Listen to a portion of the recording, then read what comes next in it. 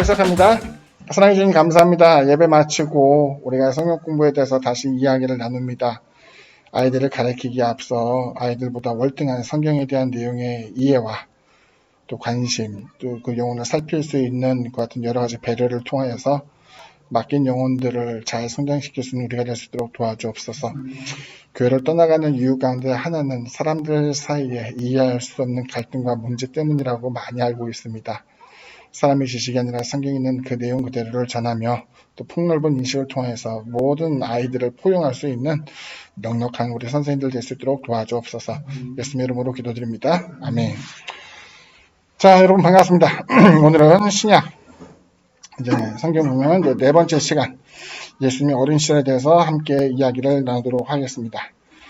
자, 첫 번째 소주제죠. 예수님은 하나님의 율법을 배우고 사모하십니다. 본문의 배경은 이제 누가복음 2장 40절에서 47절에 있는 말씀인데요. 좀 길겠지만 한번 읽어보겠습니다. 아기가 자라며 강하여지고 지혜가 충만하며 하나님의 은혜가 그의 위에 있더라. 그의 부모가 해마다 유월절이 되면 예루살렘으로 가더니 예수께서 12살 되었을 때에 그들이 이 절기의 관례를 따라 올라갔다가 그 날들을 마치고 돌아갈 때에 이미 예수는 예루살렘에 머무셨더라. 그 부모는 이를 알지 못하고 동행 중에 있는 줄로 생각하고 하루길을 간 후 친족과 아는 자 중에서 찾되 만나지 못하매 찾으면서 예루살렘에 들어갔더니 사흘 후에 성전에서 만난즉 그가 선생들 중에 앉으사 그들에게 듣기도 하시며 묻기도 하시니 듣는 자가 다 그 지혜와 대답을 놀랍게 여기더라. 첫 번째 내용을 보자면 이제 예수님께서는 이제 나사렛 사람이라고 불렸다는 것을 알게 될 거예요. 나사렛이라는 그 동네는 사이에 이제 갈릴리 호수가 크게 있고 그렇기 때문에 이제 갈릴리의 사람, 나사렛 사람이 같은 의미로 이제 활용이 됩니다. 그곳에서부터 예루살렘은 적지 않은 곳이고 이제 성경 지도를 나중에 이제 다룰 기회가 있겠지만은 이제 흔히 이제 성경 학자들이 하는 농담처럼 하는 이야기예요. 커다란 고구마를 세우는 것처럼 보인다. 그래서 고구마 세 등분을 하게 되면은 밑에 있는 곳이 이제 예루살렘, 베들레헴이 그 가까이 있고요. 위쪽에 보게 되면 이제 바로 위죠. 사마리아가 있고 넘어가게 되면은 이제 3분의 1 지점에 있는 데가 바로 그 위쪽이 갈릴리 지역이라고 생각을 하시면 돼요. 당시에 이제 예수님은 목수의 아들로 이제 생활하고 계셨기 때문에 목수라는 게 생업, 사실은 이제 가난할 수밖에 없는 직업이기도 한데 그 유월절을 맞이할 때마다 아마도 예루살렘에 내려간 것은 아니었겠는가라고 대부분 성경학자들이 추측을 하고 있어요. 그러니까 이제 신앙의 열심이라고 할 때에 생활 소득이라든가 수준과는 상관없이 여기 보게 되면 예수님이 졸라서 의도적으로 예수님만 내려오고 이런 것이 아니라 가족들이 친족들과 함께 왔다는 것을 보게 된다면은 비교적 충실하게 성경의 말씀대로 그 모세 율법을 따르면서 생활하는 것은 아니었겠는가 이제 우리가 새겨볼 필요가 있죠.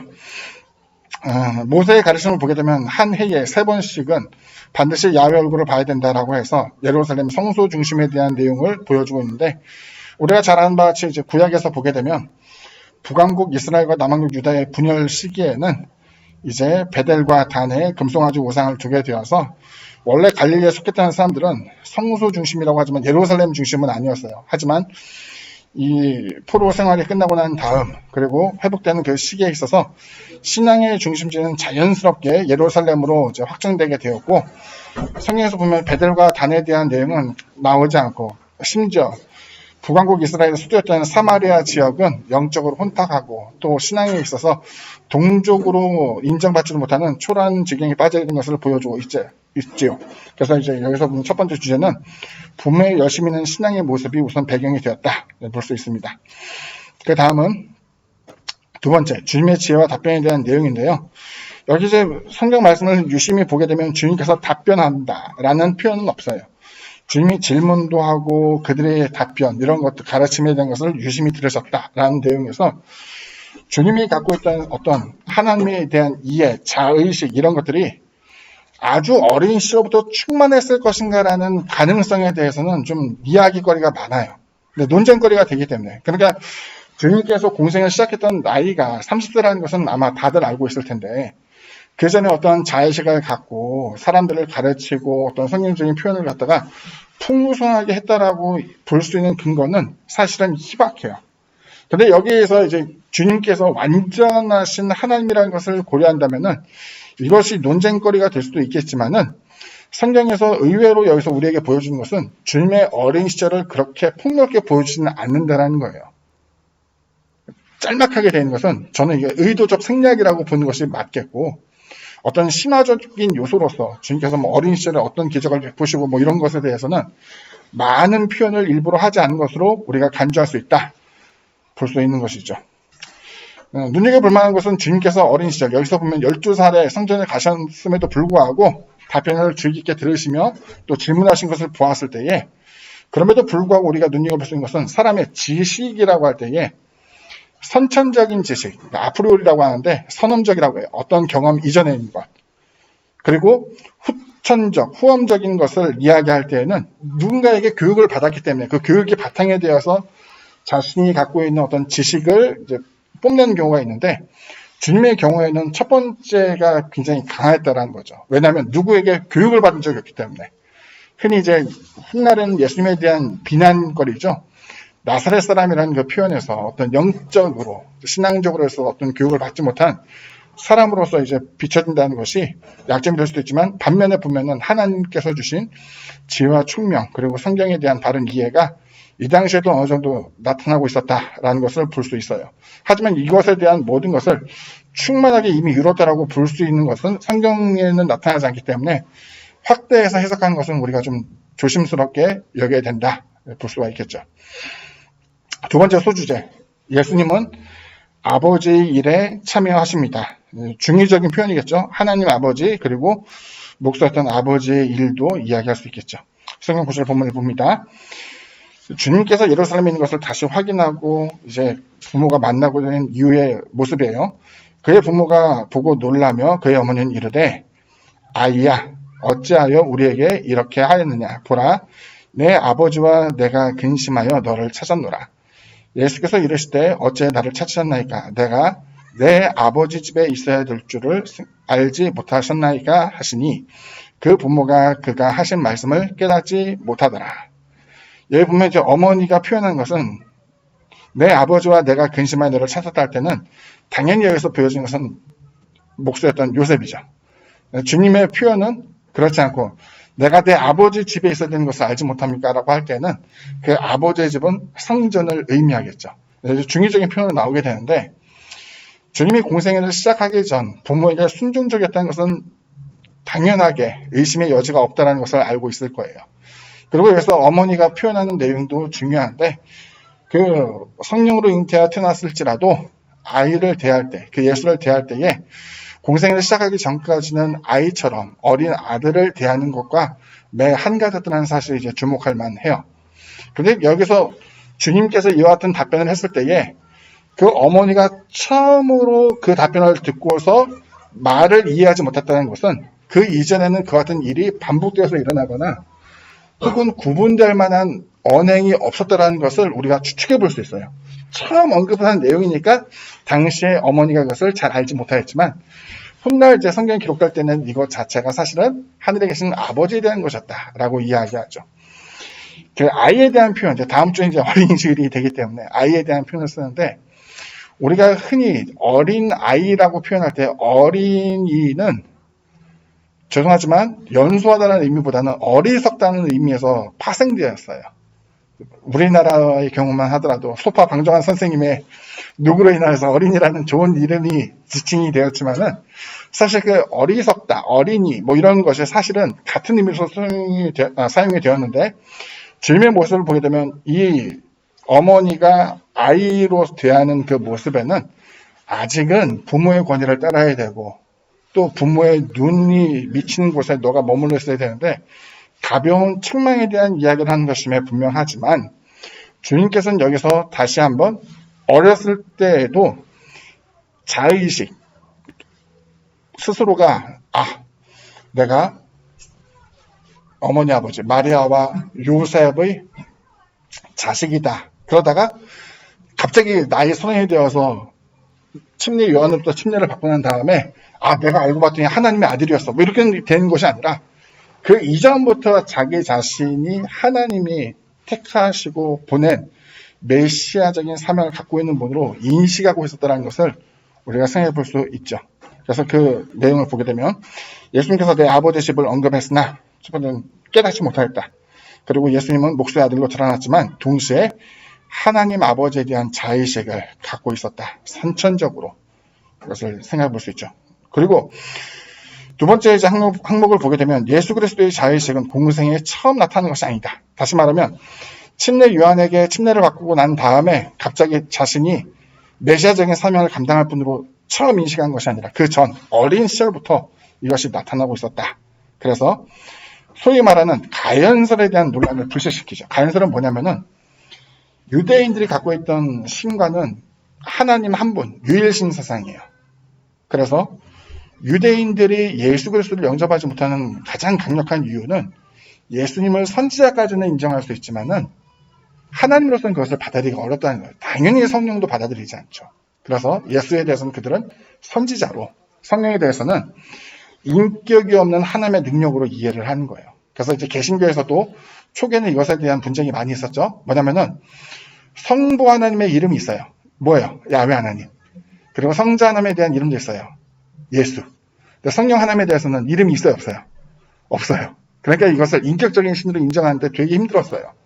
그래서 이제 그 오순절 교단의 활동, 비로소 이제 성령 충만, 침례 이런 것들, 은사가 나타나기 시작하면서 타 교단에서도 성령을 인격체로서 인정하게 되었는데 사실 그 이전에 인격으로서 인정하기보다는 하나의 능력으로만 그것을 표현했었어요. 자, 그런데 여기 보게 되면 가연설은 뭐냐면은 유대인의 우선 요구를 만족시켜요. 하나님은 한 분이다. 그런데 성부였던 하나님이 예수님이 공생의 시작 그리고 성육신 됐을 때의 모습은 성부 하나님은 보이지 않아요. 성부께서 인간의 육신을 입고 예수로서 활동하시고 또 십자가에 달려 죽으시고 부활하신 다음에 성령으로 임하셨다. 그러니까 하나님은 한 분인데 가면을 바꿔서 등장한 거와 똑같은 거예요. 그걸 이제 가연설이라고 하는데 가연설 자체에 대한 논란을 불식시켜요. 왜? 성부께서 성자, 성령 이렇게 이야기하지만 그 자의식, 공생애, 성령 침례를 통해서 자의식으로서 그 순간에 성부에서 갑자기 성자에게 옮겨지는 것 같은 것이 아니라 주님이 어린 시절부터도 하나님으로서 성경에 대한 여러 지식에 대한 것을 언급하셨기 때문이다. 이렇게 보는 거죠. 세 번째 항목. 예수님은 하나님과 사람에게 사랑스러우셨습니다. 누가복음 2장 51절에서 52절. 짧으니까 한번 볼게요. 예수께서 함께 내려가사 나사렛에 이르러 순종하여 받드시더라. 그 어머니는 이 모든 말을 마음에 두니라. 예수는 지혜와 키가 자라가며 하나님과 사람에게 더욱 사랑스러워 가시더라. 사실 이제 우리가 예배 드릴 때 돌잔치 예배 이렇게 하게 되면 이 본문 많이 이제 활용하기도 하는데 주님께서 이와 같이 사랑스럽게 되었다, 성장하셨다 이런 것을 이제 보여주고 있죠. 그래서 보게 되면 나사렛에 이르러 다시 되돌아간 것을 이야기하죠. 순종하며 받으시더라. 이 표현에서 주님께서 일상생활로 들어갔을 때에 여전히 목수의 아들로서 집안의 아들로서 활동할 수 있는 것을 보여주게 돼요. 그리고 순종에 대한 모습이 계속 유지된 것으로 이제 보여지게 되는데 그 어머니는 이 모든 말을 마음에 두니라. 아까 얘기했던 것처럼 내 집은 여기가 아니라 그 부모가 있는 그곳이 아니라 성전이 있다는 것을 보았던 것은 주님께서 태어날 때의 공생애적인 모습 이것이 앞으로 이루어질 것을 이미 태어나기 전부터 전달받은 것을 우리가 상기시키기 때문이에요. 계속적으로 우리가 누가복음에 대해서 많이 언급을 하게 되는데 누가복음에 보게 되면은 요셉에 대한 이야기가 생략되어 있어요. 마태복음에는 요셉에 대한 이야기가 있지만은 누가복음에는 요셉에 대한 이야기가 따로 정확하게 나와 있지 않거든요. 그 내용을 보게 된다면은 여기 분위기를 잘 알 수 있을 거예요. 여자, 어머니는 이것에 대해서 마음에 두었다. 마음에 두었다는 표현 여러 번 나오죠. 성경에 보면 구약에서도 에서와 야곱 이야기 나올 때에 어머니가 마음에 두는 장면 이것도 나오고 또 요셉이 했던 말을 야곱이 들으면서 이것을 마음에 두었다라는 표현도 나오고 마음에 두었다라는 것은 이것에 대한 하나님의 응답의 실현으로서 이것을 여기고 있었다 볼 수가 있죠. 그래서 이제 보게 되면은 공생애를 통해 온전히 구원자로서의 생활을 하기 전 가정에서 맡은 역할을 다한 것으로 우리가 알 수 있다. 모든 사람이 인정할 때에 목수의 아들, 요셉의 아들이다라는 것을 말하게 되는 것이죠. 자, 이제 두 번째 보면 여기 그 교재에서 의도한 것과는 좀 차이가 있는데 제가 이제 느끼게 된 말을 좀 이야기하자면 그럼에도 불구하고 어린 시절의 이해가 대부분 생략된 것으로 주님의 공생애를 통해 사역에 집중되고 있다는 것을 보여주고 있다. 복음서 자체는 사실 주된 내용이 주님의 탄생 그리고 어린 시절은 생략된 부분이 많고 그 다음은 공생애 이후의 활동에 대해서 집중적으로 다루고 있어요. 그럼에도 불구하고 주님의 그 어린 시절은 너무나 사람들이 호기심을 갖고 있기 때문에 많이 등장해야 되는데 어디서 등장하냐? 외경에서 등장해요. 외경. 가톨릭 교회에서는 우리가 쓰고 있는 66권의 성경 플러스 알파가 있죠. 그 외경이라고 하는데 그 외경은 우리가 좀 잘 알아야 되는 게 외경과 위경은 좀 달라요. 외경은 뭐냐면 성경은 아니지만 신앙의 유익이 있는 책이 외경이고요. 위경은 가짜예요. 가짜 성경. 그래서 위경이라는 것은 우리가 쳐다볼 이유도 없고 그래서 이제 수년 전에 한번 광풍처럼 돌아다녔던 것 중에 하나가 그 유다 묵시록 이런 것들이 나오게 되는데 그런 것은 이제 위경이기 때문에 떠들어볼 가치도 없지만 외경의 부분에서 예수님의 표적에 대한 어린 시절에 나타났던 표적에 대한 것이 몇 가지가 나와요. 흥미롭죠. 그래서 근데 이것을 왜 우리 성경에서는 인정하지 않을까 봤더니 그 기적에 있는 내용이 다소 성경에서 말하고 있는 사랑, 공의로움 이것과 좀 동떨어져 있어요. 놀라운 일이긴 하지만 장난꾸러기의 모습, 심술꾸러기의 모습 뭐 이런 것으로 보여져 있기 때문에 이것에 대해서는 우리가 성경에 있는 가르침과 위배되기 때문에 이것을 성경으로 인정하기에는 다소 거리가 멀다 해서 이것을 배제시키게 되었죠. 예수님의 이적이 언급되기도 하지만 신앙의 어떤 유익 자체, 메시지라는 것을 우리가 찾기 힘들기 때문에 이 부분이 다소 생략된 것으로 이제 나타나고 있습니다. 주님께서 이제 하나님과 사람에게 사랑스럽다고 되어 있는데 여기서 보면 사랑스러운 이유는 한 가지죠. 아이가 떼쓰는 게 아니라 부드럽고 유할 때, 교만하지 않고 겸손할 때 아이들은 사랑스러운 모습을 보이고 있죠. 이것은 당연히 주님께서 유하시며 겸손한 성격 그리고 이를 통해서 사람들의 마음을 충분히 얻으셨다라고 이제 이야기를 할 수 있어요. 목회자들 중에도 어떤 사람이 있냐면은 자기 나름대로 하나님의 일을 열심으로 하지만은 모난 돌처럼 사람들과 늘 부딪히는 사람들이 있어요. 근데 저는 사실 그것이 바람직하다라고 생각하진 않아요. 사람은 늘 바뀌어야 되는데 사도 바울 선생이 처음에 초기 이제 사역을 하게 될 때에는 베드로가 갖고 있던 가식의 문제. 왜냐면은 이제 율법을 벗어나서 복음에 충만한 자가 되어서 이방인과 함께 식사도 나눌 수 있고 이래야 되는데 갑자기 고향 사람이 찾아온다고 하니까 불이 나게 숨고 자기가 함께 음식 나눴던 것을 숨기는 장면이 있잖아요. 거기에 대해서 초기에 바울은 불과 같이 화를 냈어요. 근데 나중에 보게 되면 전도여행을 통해서 이방인들을 데리고 와서 성전에 들어가게 될 때에 안 돼. 할례를 받지 않으면 들어올 수 없어 라고 할 때에는 그래 여기에 사람들에게 맞춰서 우리도 할례를 행하자. 물론 복음에 따라서는 할례를 할 이유가 없지만은 그들의 문화, 전통을 우리가 무시하지는 않는다라고 해서 할례했던 장면이 나와요. 마찬가지로 복음이라는 가장 귀한 것을 우리가 갖고 있지만 형식적으로 사람들에게 다가갈 때에 항상 무난한 돌과 같이 다가갈 필요는 없고 유함과 부드러움과 겸손함으로써 주님의 은혜를 함께 나눴으면 좋겠습니다. 강의는 이 정도로 하게 되고요. 혹시 질문 있으면 이야기를 나누고 없다고 한다면 나중에 알려주시면 그것을 설명해 드리도록 할게요. 혹시 잠깐 브레이크 타임 할까요? 강의는 여기서 마치도록 하고 이것으로 강의를 마치겠습니다. 감사합니다.